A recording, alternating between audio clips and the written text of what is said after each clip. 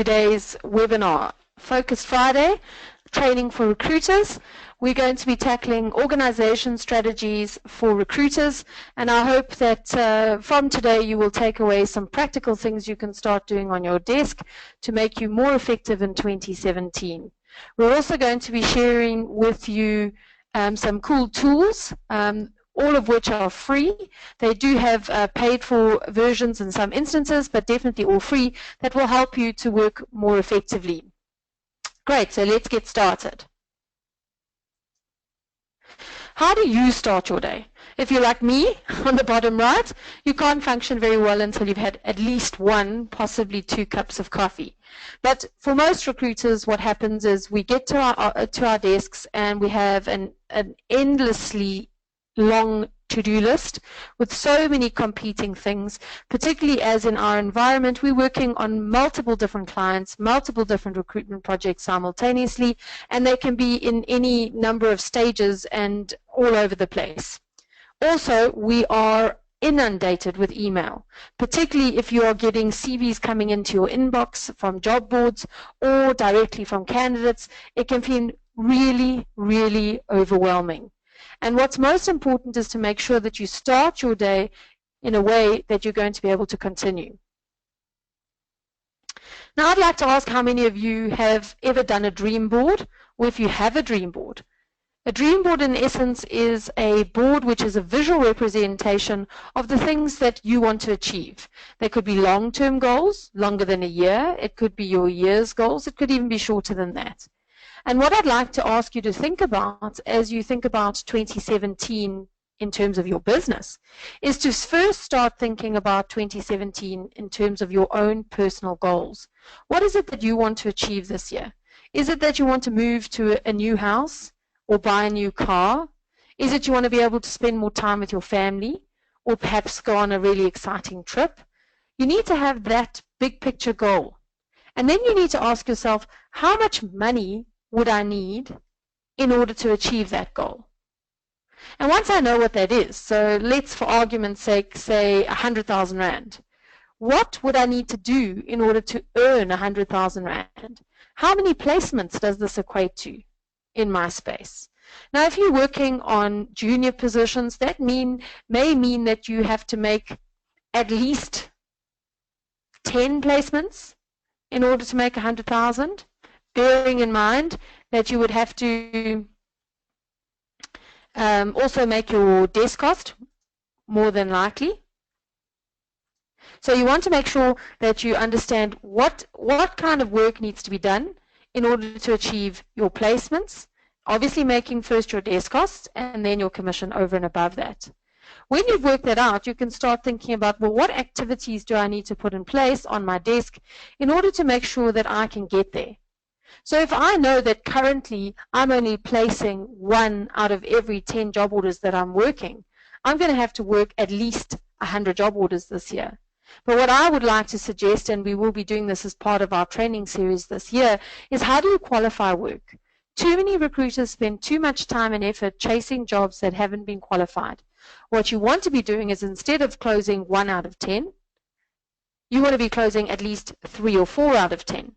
And we could argue and say, should you be working 10 job specs at all? Possibly you should only be working 5. And of those 5, you should be closing at least 3.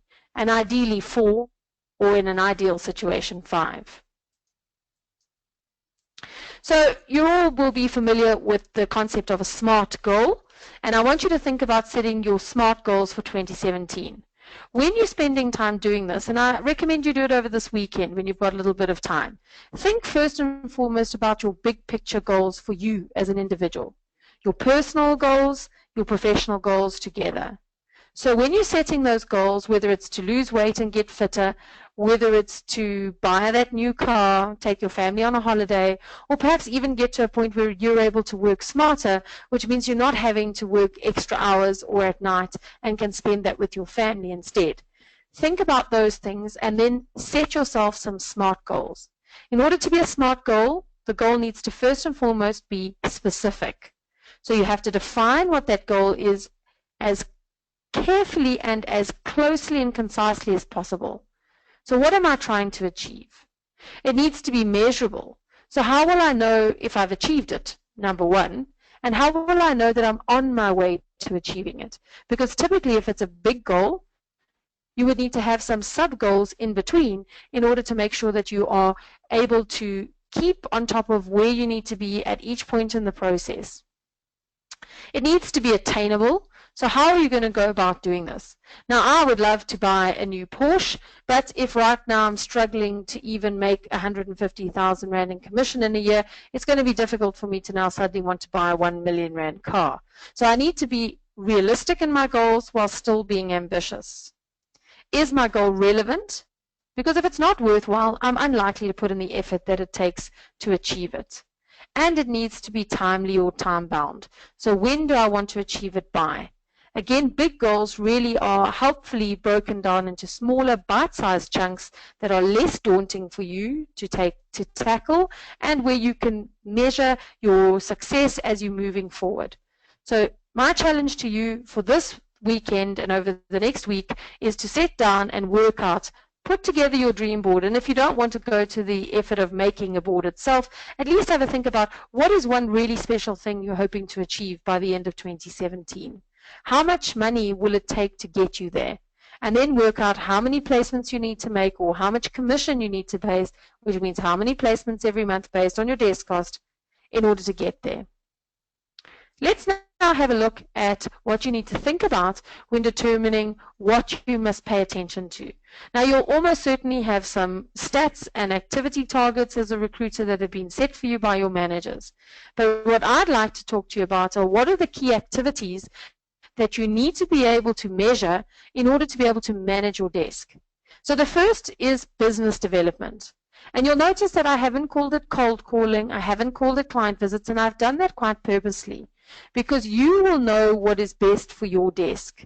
If you're in a brand new role, in a brand new desk, you may have to do a lot more new business development and cold calling than someone who is established in their business and who has a good range of clients in order to service. But business development has to happen either way. You need to make sure that you've got a good mix of business development, whether that's calling, whether that's new clients, existing clients, resurrecting previous clients, going to see them, interacting with them via drip marketing on social media or newsletters or other kinds of interventions. The next metric you need to track are how many job orders you've generated. Now, please remember these should be qualified job orders and not just simply when a client sends you an email that says, I'm looking for a secretary, please. And we all get those, I know. So we're going to look about what is the business development activities, what are the job orders that I've generated. We're then going to look at how many CVs have I presented to the client. So these are shortlisted candidates who have been screened, interviewed, referenced, and have been forwarded to the client as a suitable consideration. The fourth are client interviews. So this is where my candidate is sitting in front of my client in order to be assessed. So it's that step that's probably the most important step, because until a candidate sits in front of your client, there is absolutely no chance of a placement. It's only when they're face-to-face and they're meeting one another that you have any hope of finally making a placement, which is ultimately the end of the scale. Now, what I want to point out for you today is what you need to be focusing on when you're thinking about these clusters of activities. And this is in order to help you, not necessarily to keep track of every single call you make. And again, you need to work within the frameworks of your existing agency requirements. But what I'd like to ask you to think about is when you're thinking about your success as a recruiter, and how much work you're putting in versus how many placements you're making, you need to have a look at if things aren't going well, why aren't they going well? So at what point in the process are things falling down? And this is where these clusters of activities and ratios can really help you. When you look at how much business development you're doing, and in conjunction to how many job orders you're generating, this ratio helps you to understand your sales effectiveness. If I'm having, and let's use the example of cold calling for the simplicity's sake, if I'm having to make 100 cold calls in order to get one job order, that's not very efficient. It's not very effective. And so I have to start questioning how I'm going about that. Am I properly researching the companies that I'm planning to call? Have I given any real thought to my sales pitch? Can I refine that in any way? because you really want to be bringing that ratio down. Otherwise, you're spending an inordinate amount of work and time and not generating any real return. You want to also keep track to see which of your business development activities is generating the most leads and how many of those leads then become qualified job orders. If you're advertising as an agency owner or as a manager, are you tracking where that advertising spend is going and whether you can match that back to where you're starting to get meetings with clients, which ultimately turn into job orders that have been generated? Once you've got the job order, if you suddenly realize that you aren't able to submit great CVs to clients, and here I use the word great, guys, not just simply sending whatever I've got, properly qualified candidates who I'm proud to put in front of a client and who I know meet or exceed the client's expectations. If that ratio is not right, it talks to quality control. And please, I'd like to caution you here, some of you may be familiar with the term purple squirrels. You don't want to be hunting purple squirrels. A purple squirrel is a very rare thing, and some might even say it's a bit like a unicorn. It doesn't exist. When you take that job order, you need to be sure that what you are taking is something that you can actually provide. You know those ones, clients who want to have the unicorn candidates and want to pay next to nothing. We need to make sure that we're not finding ourselves in a situation where our quality control has gone out. Of course, the other thing that could come up in this ratio is that if I'm taking job orders but I don't really understand what it is that the client's looking for, I don't really understand the industry I'm recruiting in, it's possible that I'm not able to find the right candidates because I don't know what I'm looking for. Important to make sure that we're getting that right. You don't want to have a whole lot of open job orders on your desk that you can't at least send good candidates forward for. Remember that you're only as good as the last order that you placed. Or probably more importantly, you're only as good as the last one you didn't place. So please stop taking job orders that you know you can't place, either because the client's hunting a purple squirrel or because you just didn't want to say no because you didn't know how to say no. If you've been sending CVs to the client, but the client isn't choosing to interview your candidates, we then need to look at our recruitment effectiveness. Because what has happened is that we've sent people that we believe meet the requirements that the client is looking for. But when the client has a look at those CVs, they aren't seeing what we see.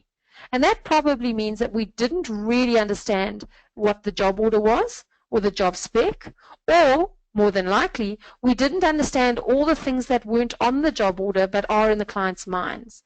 And that's because we're working off a job description that's often just been generated in the HR system of the client and sent to us. It doesn't have context, and the context is really important. Next month, in the session that we'll be running Focus Friday, we're actually going to be looking at taking better briefs. And this speaks specifically to recruitment effectiveness. Because if you take a really detailed job order and a recruitment brief, you've got a far, far greater chance of placing that role.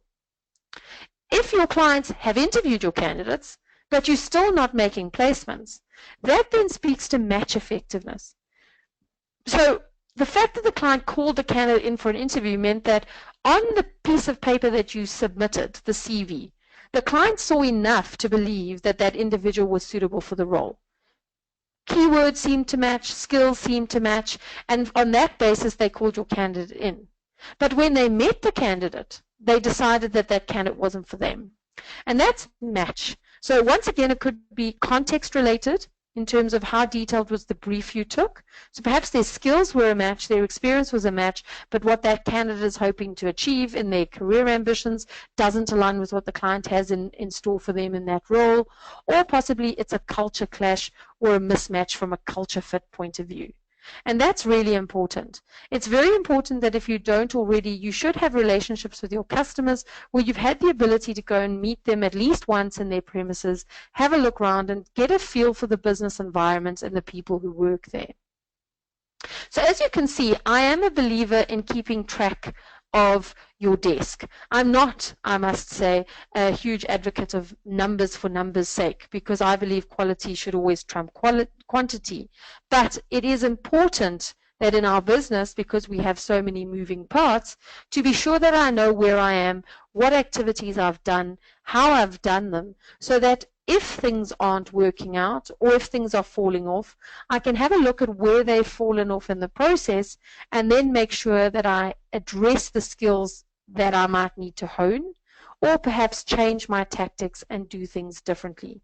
As Einstein always said, the definition of insanity is doing the same thing over and over and expecting a different result. So be critical of yourself. Make sure you have a look and see, is there some way that I could do this better to improve my chances of actually making a placement? And not just making a placement that sticks. Time is the enemy of all recruiters because it cannot be lengthened, shortened, or manipulated.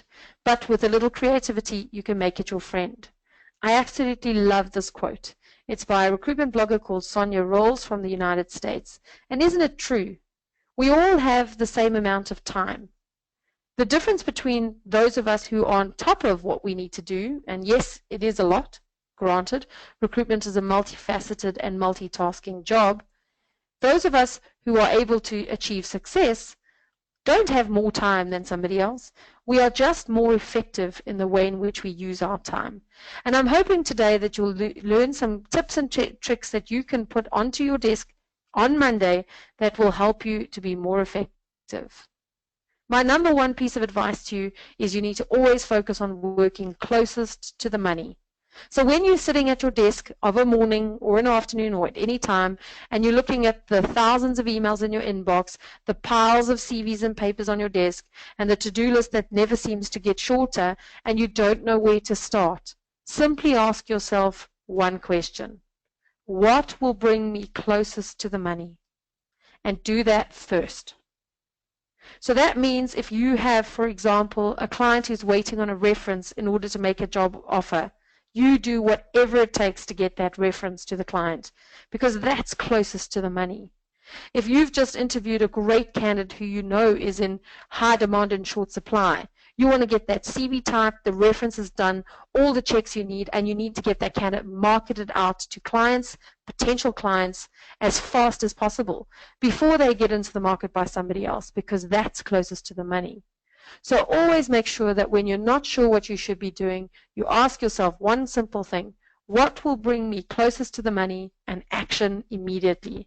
And it's not to say that the admin and other work that needs to be done as part and parcel of our jobs mustn't get done, but we shouldn't get so bogged down in a schedule that we miss the opportunity to make a placement. So let's just talk about 6 practical steps to getting more done. The first and most important is a plan. You have to have a plan. Whether that plan is a written to-do list in a diary or a notebook, which I'm very familiar with, whether it's using your Outlook tasks bar, whether it's using one of these online tools like Asana or Podio to be an electronic to-do list, the choice really is yours. Whether it's using your reminders in your placement partner or intelligent software or any of those softwares you might use as a recruiter. The most important thing is you have to have a plan. And not only have a plan, but then work your plan. Now, we also know that in recruitment, all the best plans can go to hell in a handbasket within 5 minutes of being in the job, particularly if you also run temps. So it's important to every single day be very clear in your mind about what the 3 things are that you must achieve today. Now, again, I'm not suggesting that you only do 3 things, but you want to prioritize what are the most important 3 things I have to get done today. Those 3 things that are going to bring me closest to the money. And make sure that whatever happens, those 3 things get priority and get done. What you would hate to have is the most important thing sitting at number 17 on your to-do list, and whilst you made good headway and got down to number 10, you missed out on number 17 purely because of where it was on your list. Start with intensity because we have the highest levels of energy in the morning, and get the tough stuff done first, guys. We all have those pet peeves, things we don't really like doing. We want to make sure that we get those done first. Of course, that comes with a little bit of a caveat. Not all of us are morning people. If you're someone who isn't a morning person and needs at least 3 cups of coffee in order to be stop growling, I wouldn't recommend that you do candidate or client-centric calls when you haven't at least had your 3 cups of coffee. You want to be at your best and do the things that are most intense at the times when you have the highest energy levels. I certainly am a better morning person than an afternoon person. So for me, I want to get the high energy stuff done in the morning. Business development, referencing, calling candidates, ideally even interviewing, and perhaps leaving the more mundane trudgery stuff to that sort of 2 till 4 in the afternoon when energy levels have dipped a little bit, because I don't have to be highly energetic to get my filing done or to sit and type CVs.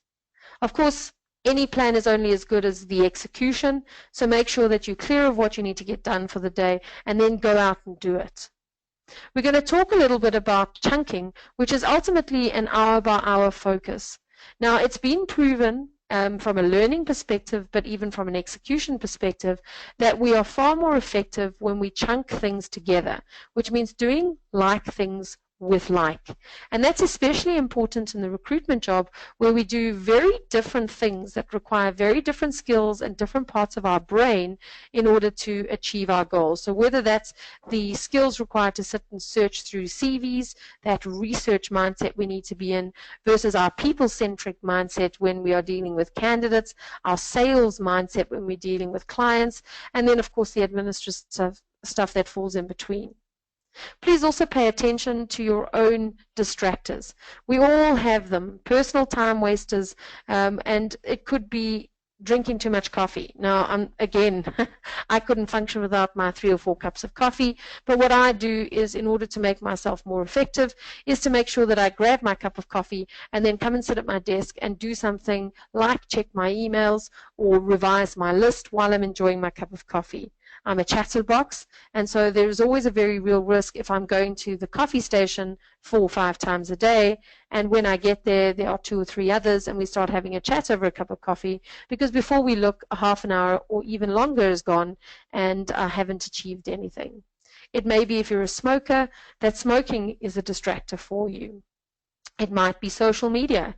Now, we all know it happens. We need to use social media as a tool as recruiters, but we need to be aware that we don't get sucked down the rabbit hole when, oh, look, I just saw a picture of one of my friends who's had a recently had a baby, or, oh, look, there's someone I haven't seen for ages. We need to keep our focus and stay on task.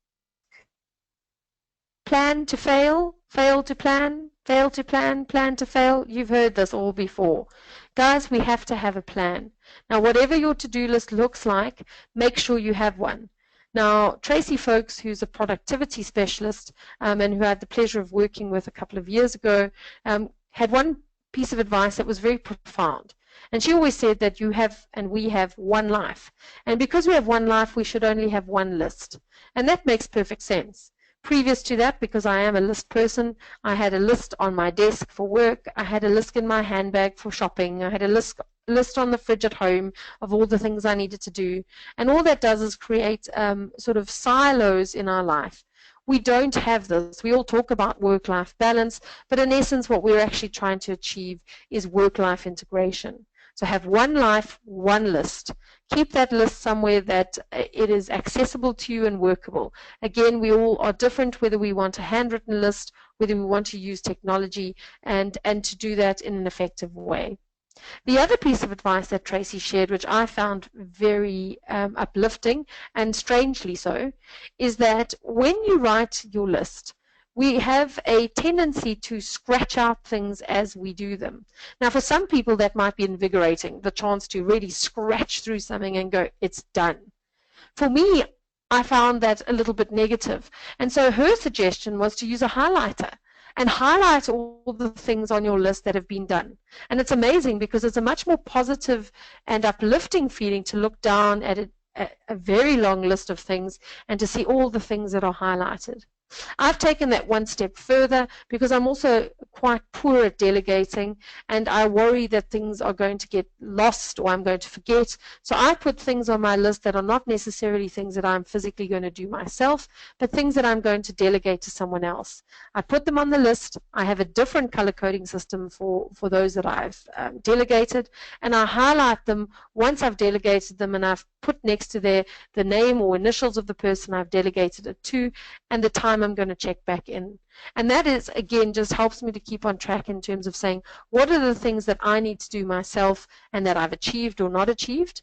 What are the things that somebody else is going to do on my behalf, and where are we in that process? And I found that to be very, very helpful. When you plan, again, is up to you. It's not okay to arrive to your desk in the morning and then sit down and try and work out what you're going to do for the day.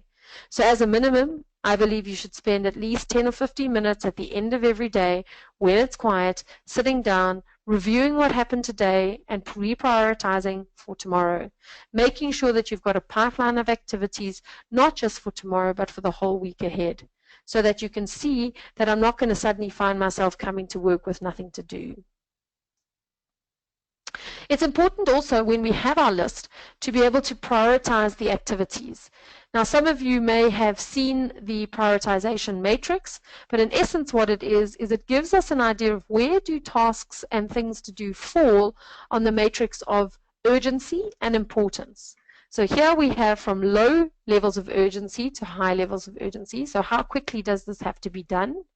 Low levels of importance to high levels of importance. So how important is this to myself, to my customers, to my candidates, to me achieving my goals? And depending where the activities fall will guide you on how you should act. So if something is both highly important and highly urgent, it should be done now, working closest to the money. If something is highly important but not necessarily as urgent, you should schedule it to do next, again, working closest to the money. If something has high urgency but low levels of importance, it's something that I will do last. And you might ask how something can be urgent and not important, and think about this. Particularly, this is when somebody else asks you to drop everything you're doing to help them. It's not important to you, but it's seemingly urgent to them. So you need to think about, first and foremost, is it actually highly urgent and relatively important, in which case you put it on your list. If it is neither urgent nor important, you should never do it. So it should be delegated if it is something that must be done, but not necessarily by yourself. Or you should politely say you won't be doing it. If we look at activities typically found in the recruitment cycle, this is the hierarchy of how you should think about prioritizing activities. So when we're thinking about working closest to the money, finalizing of job offers must always be at the highest level of priority, followed very closely behind by securing post-client interview feedback. So we finally managed to get someone to sit in front of the client. We need to get that feedback because we need to know, is there something more that the client needs from us in order to make a decision to offer, or is there an offer pending? Coordinating those client interviews is also really important. So we need to make sure that when the client says they want to see someone, we do whatever we need to do to get the logistics right in order to get that candidate in front of the client. Marketing candidates to clients through our referrals process, so putting those CVs in high quality presentation format to our clients to sell the candidates to the client for the job that they've given us to work on, or marketing in candidates, which is most placeable candidate, MPC, where you are taking a candidate who you believe is good quality, and even though you are not aware of a job offering or opening available at the client or prospective client, marketing that candidate in. Because again, both of those activities are intended to get the candidate in front of the client. Remembering that that should be our ultimate goal every single day as a recruiter, is getting bums on seats in front of clients, because that's the only way we can make placements. Then comes pre-screening of candidates and sourcing and administration. Now, most of us who are more sales-orientated than administration-orientated love to see that on the bottom of the pile. And I'm not suggesting that you don't keep your admin up to date, because you must. You have to keep your systems up to date, your information up to date, and your paperwork in order, so that you don't have any problems when it comes to closing things out. It just is not of the greatest level of importance. And typically administration is stuff that you end up catching up on outside of high value working hours. Now you might ask me, where is business development on this hierarchy? And it's everywhere. You should be doing business development all of the time, because we need to make sure that we keep our pipelines full. So it's not okay to go in this little never-ending roller coaster that some recruiters end up, where we start with nothing on our desk, so we spend a lot of time marketing, selling, generating job orders. And once we've got job orders, we stop and we recruit. Hopefully we make a placement or two, but often we don't. And then we suddenly look at our desk and, oh dear, I haven't got any job orders to work on. And we start this roller coaster again. Make sure that you are consistently filling your pipeline, but by always doing business development. So you're constantly looking for new opportunities. You're constantly working on building relationships with your existing clients and candidates, because candidates are a great source of referral, and often candidates will become clients or at least client advocates for you. So constant business development needs to happen. So every week in your schedule of activities, you should have a high level of business development activity happening. I talked a little bit earlier about chunking. So what chunking is really about taking like with like and making sure that you are doing things in a way that you have increased effectiveness. So let's think about some of the typical things we do as recruiters. So when it comes to referencing, for example, referencing requires a certain amount of preparation, as well as then sitting down, getting on the phone, talking to a client, and making sure that we record all of that information. What you want to try and do is, rather than doing one in the morning and one later when I think about it, is get all your references together and then plan, sit down, make the calls. Ideally, you will have got through to everyone, although we're obviously very cognizant that you may not, but make sure that you do as many of them as you can. Type those references up straight away and get them over with. When it comes to cold calling or business development, don't break those down into one here, one here, one here.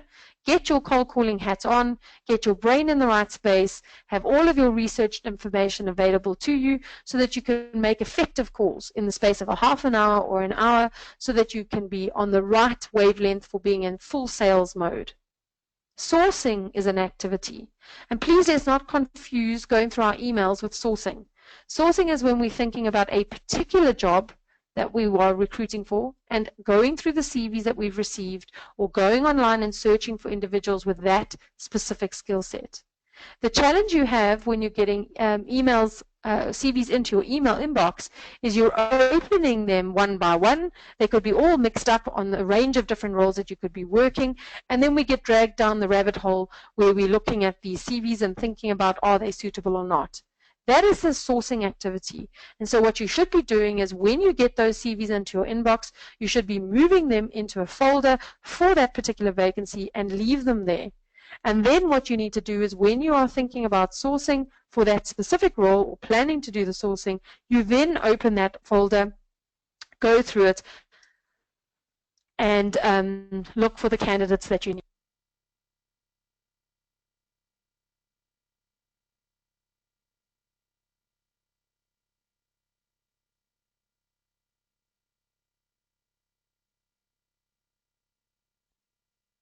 Great. All right, I wanted to show you an idea of how your day should be chunked. If we use the example of a diary, and a diary is a great way to work because obviously it gives us a framework in terms of the time that we have available to us.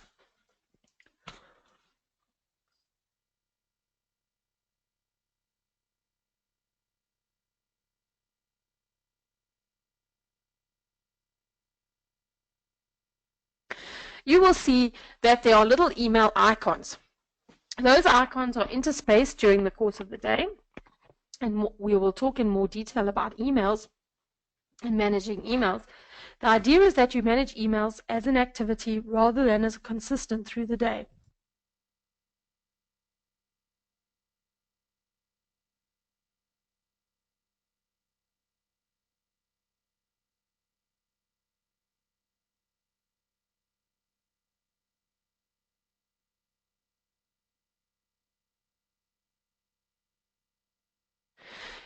You also would then do things at certain times during the course of the day. For example, your first day calls. So those need to be done first and foremost. Those will be for candidates who are starting today.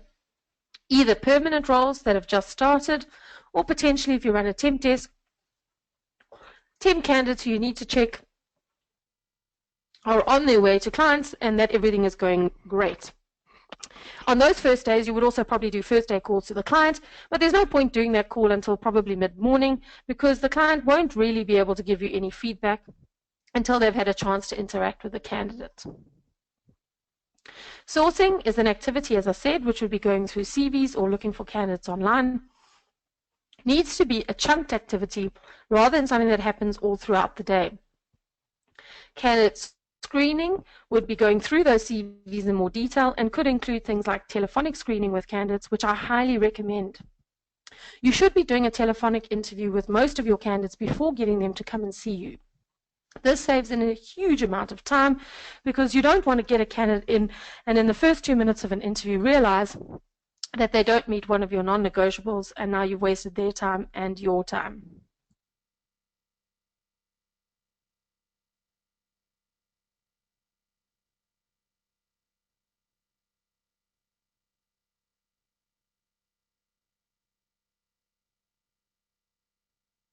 You will notice too that I've put business development late in the day.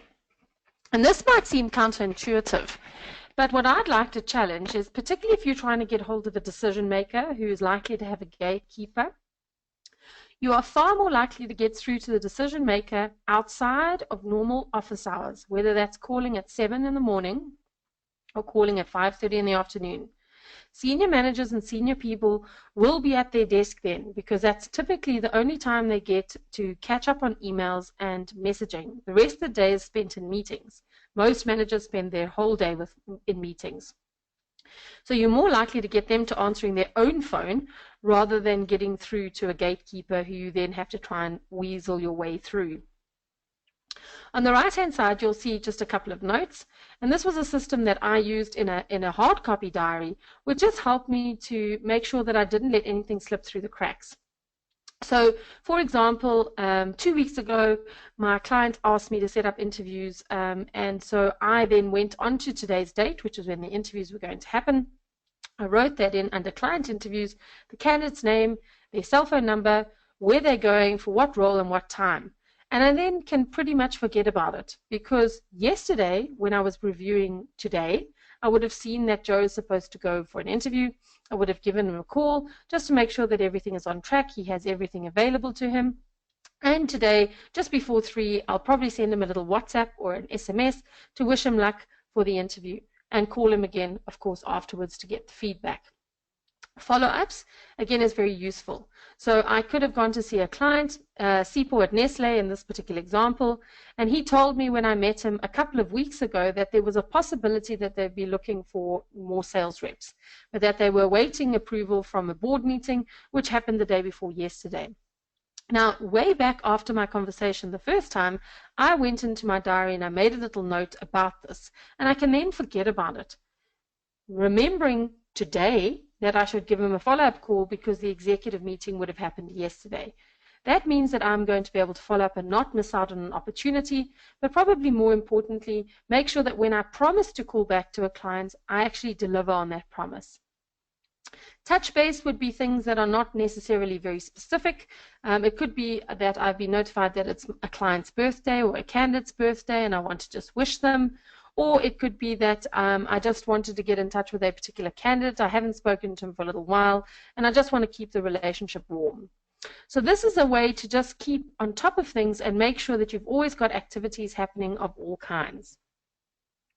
Now, of course, in your real diary, this spot that talks about interviews won't just say interviews. You will have planned interviews. Typically, interviews will happen either early in the morning, over lunchtime, or later in the afternoon, depending on the kind of level of candidate that you're recruiting and based on their ability to get away from the office.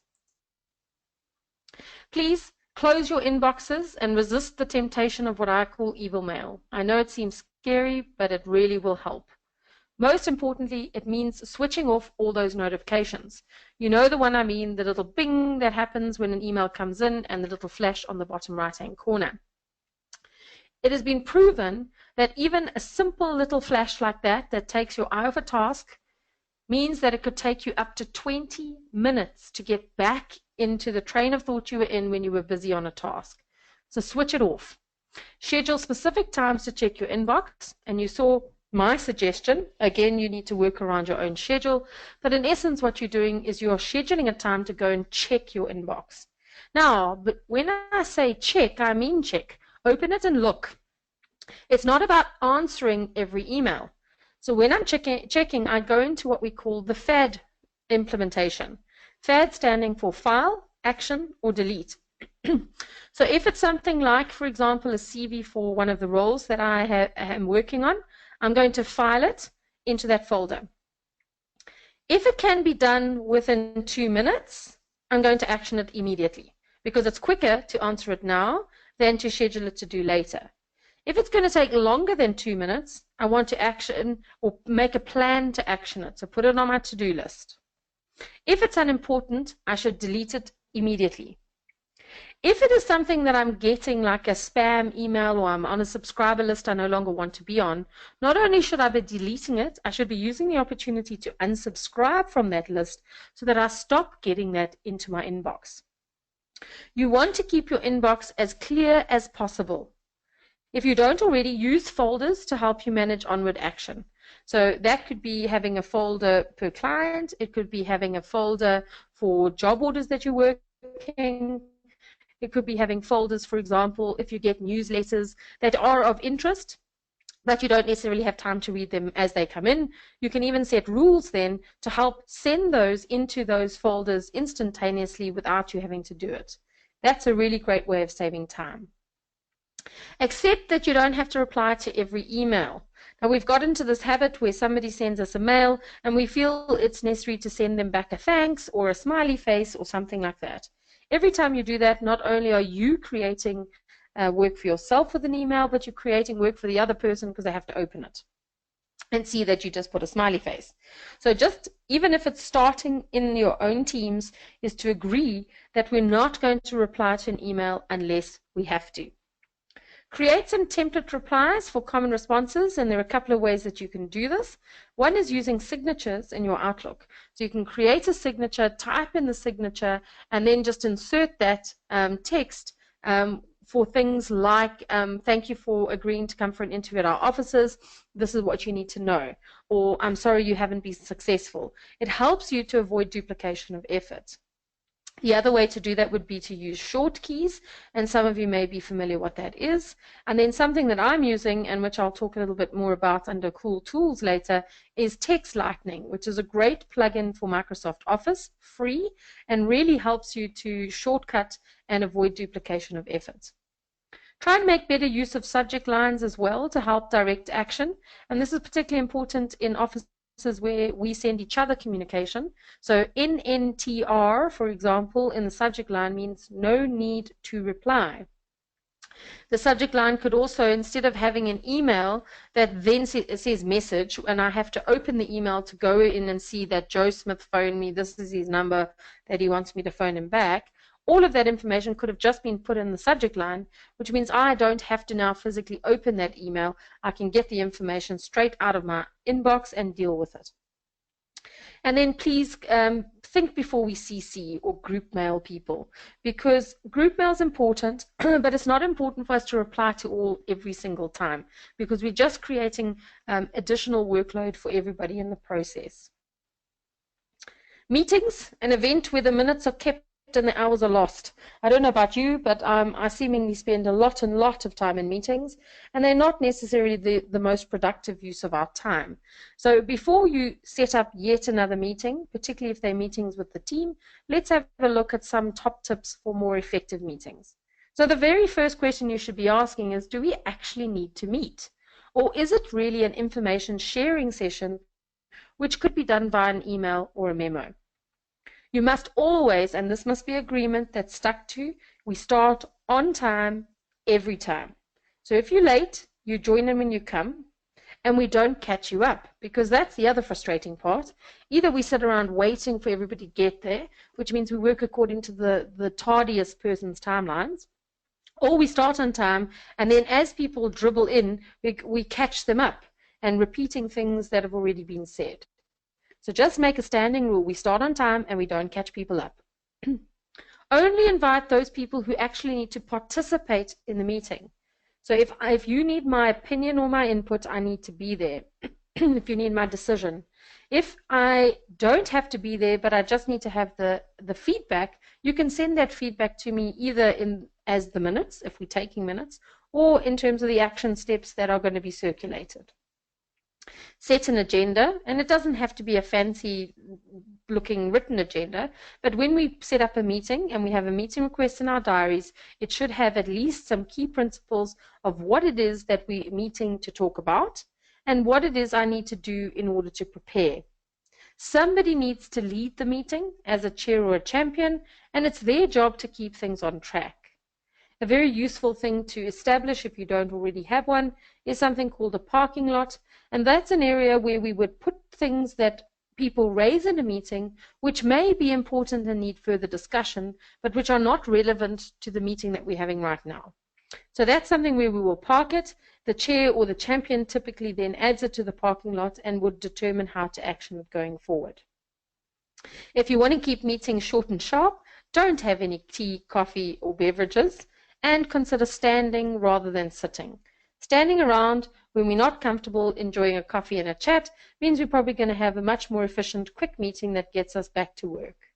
And of course, being prepared and making sure that by the time we leave the meeting, we have achieved what we wanted to achieve with clear action items, timeframes, and accountability for those of us who have to do things beyond the meeting. Let's now take a look at some cool tools.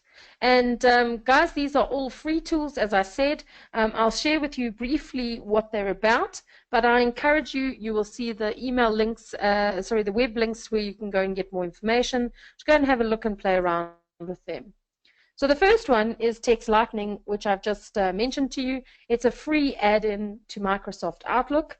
I've loaded it myself. Happened very simply and easily, and it's got a whole lot of functionality. I still am exploring it, but in simply what it does is it helps you to have shortcuts on how you can add in things. So first and foremost, which is really cool, is that it will automatically type, "Hi John," based on John's email coming in.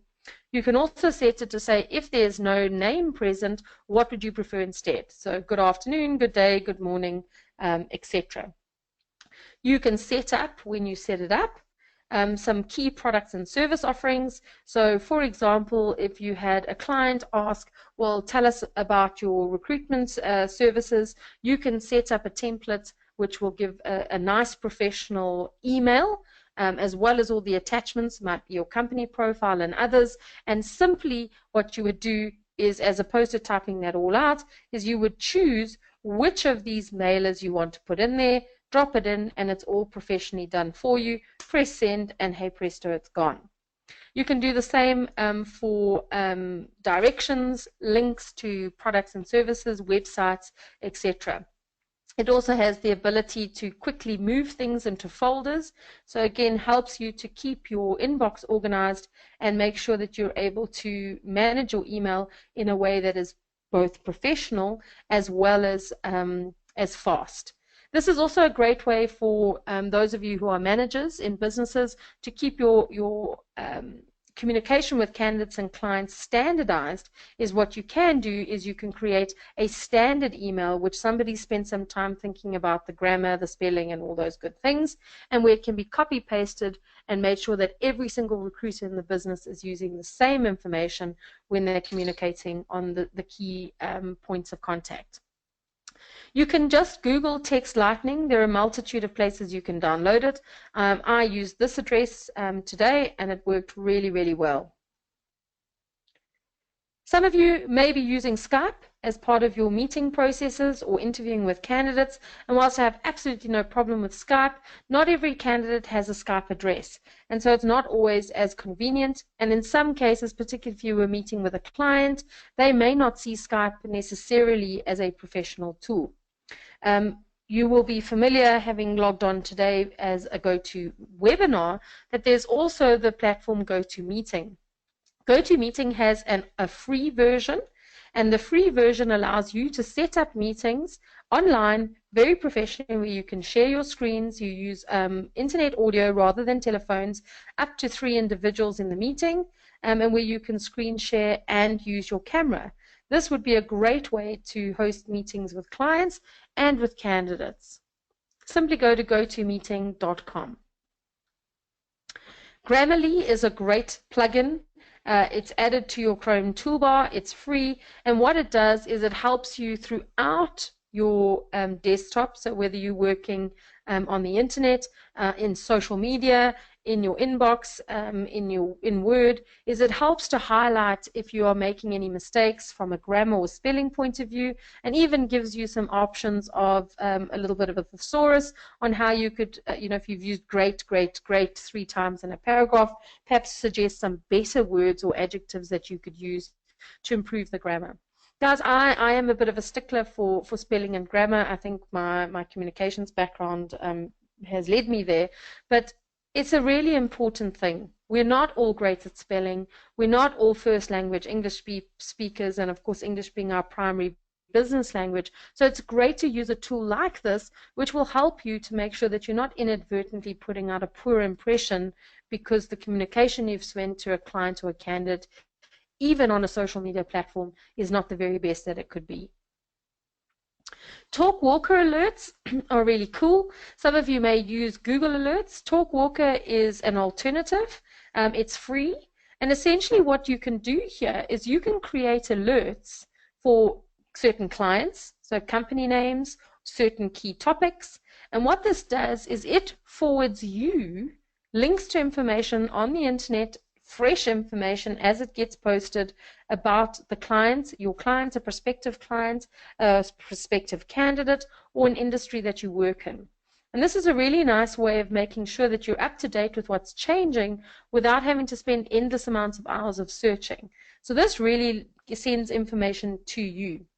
What's really nice is you can also decide how often you want to get the alerts. So you don't necessarily want to inundate your inbox with an alert every single time individually. You can say perhaps once a day or even once a week. You want to get a consolidated report of all the alerts of what you've set up.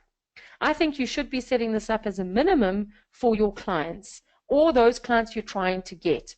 You want to be able to get fresh information. So maybe they've won an award.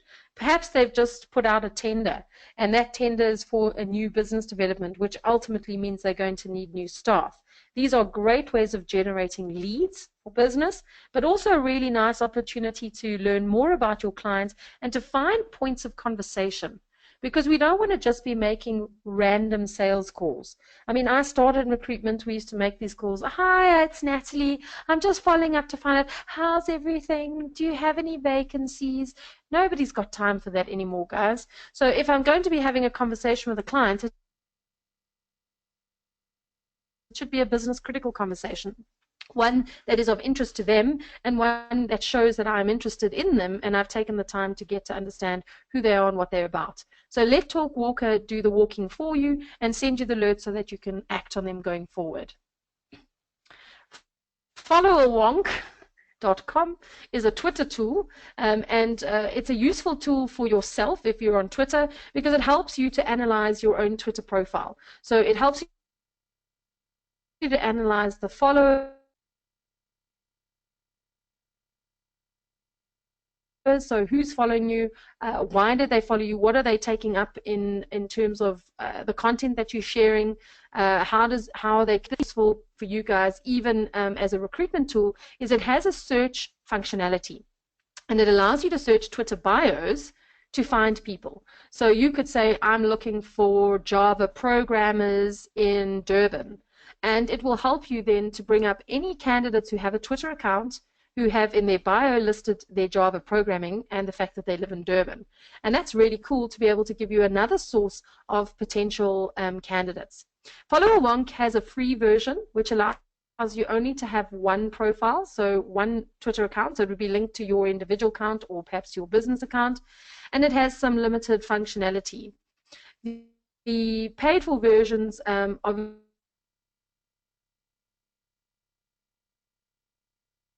obviously can do all kinds of things, and it may be something that you would consider going forward, depending on whether you think you've got lots of candidates in that space. But the free tool is great to use and would be simple enough for the majority of recruiters. So as we're coming up to the end, what I'd like to do is just really refocus. What are the key takeaways for today? So first and foremost, please do spend a little bit of time, if you haven't already done so, and set your own 2017 personal goals. And then link these back to your professional goals. Think about them not only in the abstract or the big picture, but very practically around what do you need to do every day in order to achieve those goals. So what do I need to do precisely to make the money I want in order to do what I want to do and work from there? Keep track of your ratios and your activities so that you're able to see where there are areas where perhaps you need to put in more effort, or perhaps where you need to relook at the way in which you're doing it, or even gain some additional skills and training. Always have a plan. Have a plan and work your plan. Work systematically on your desk, using as many tools as you can to keep you on track, and always, always work closest to the money. Stay organized. If you have a recruitment package, please use it. I've had this experience many times, not specifically in recruitment. There are so many great tools, and yet we tend to only work with 10% of the functionality. Find out how to use your tools to the best of your ability so that the tools and resources can work for you and not against you. Be conscious of your own black holes, those time wasters, and avoid them wherever possible. Make sure that you don't inadvertently put yourself in a position where a lot of your precious time is sucked into things that are not going to bring you towards your professional goals or your personal goals. For those of you who are interested, we will have a Focus Friday training session every month for 2017. This is the list of the topics that we'll be covering. As I mentioned, taking better briefs is our topic for February, a really critical part of the recruitment process. In fact, I would say the most important part, because unless we actually know what we're trying to recruit, we're working around, as they say, winking in the dark. If you're interested, there are a range of options on how you can access this training, either on a one pay-as-you-go, one-on-one basis, or if you'd like to, for your team or yourself, to subscribe and get a really fantastic deal for all of the training. We'd love to have you join us again. We have one more free webinar for January, which is Monday in the morning. It's Ask Natalie.